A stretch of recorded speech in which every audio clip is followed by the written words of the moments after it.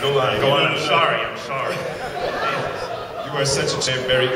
35 years later, and there is so much press, and thanks to your generous nature and your wonderfully gracious spirit, so many interviews in advance for this.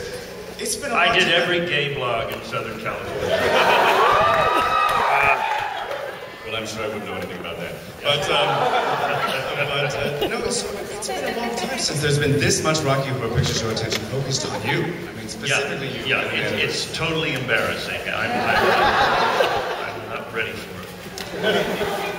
Well, how does it make you feel to think there are 400 people here, some of your most devoted fans from all around the world? This is probably the largest convention in 15 or 20 years because of you.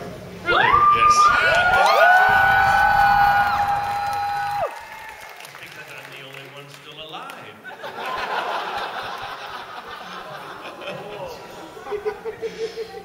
You saw my legs in every single one of those clips.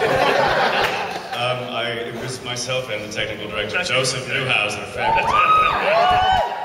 Every dress that I ever wore in a movie.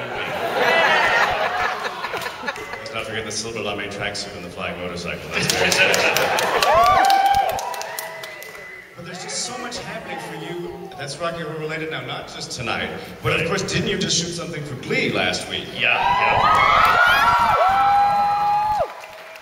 Meatloaf and I are doing a sort of guest shot on Glee for their Halloween special, and they're doing a tribute to Rocky Horror. Except Meatloaf and I are playing two characters who try to get them to stop it because we think it's immoral.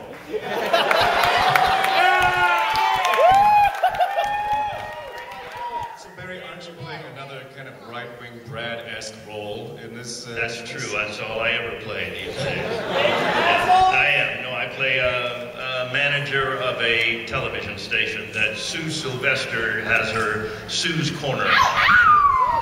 She's great, isn't she great?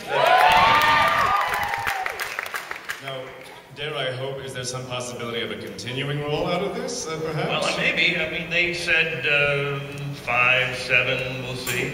You know, we'll see, because I think they want me to maybe be a love interest for her.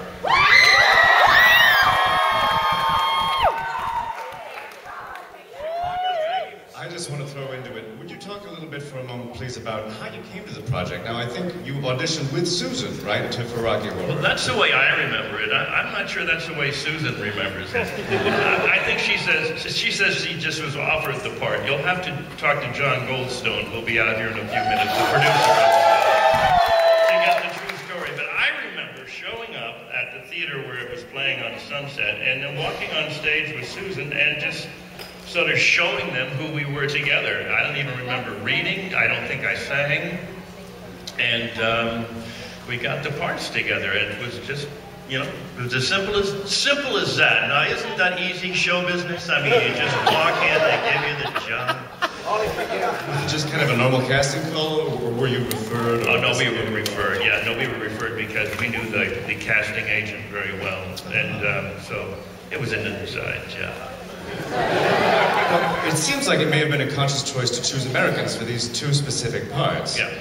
Now, how did that feel, being the only Americans in the project? Well, I mean, it certainly felt right because we should be the only Americans in the project, and we were treated like the only Americans in the project. I think people just sort of treated me like I was really Brad. You know, the other actors and the people around the production and people in England, and so I eventually, I think, brought them over to my side, but it took a while. But in reality, I really am Brad, so therefore I was blind to them. Now, I want to ask you a question. I think will be a response entirely new to this audience. I sent you the Shock Treatment DVD recently for the first time. Have you not seen it before, right? No, I have never seen it, no. I'm just curious, and we'll dovetail into John here in a minute, your impressions of the film, the actors, and the new take on the characters. I had no idea what it was about.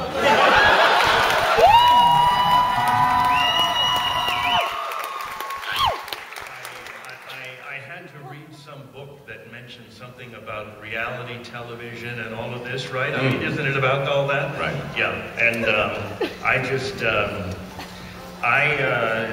I don't know why they didn't cast me in the part. And in fact, you can talk to John Goldstone about that too. John, get ready.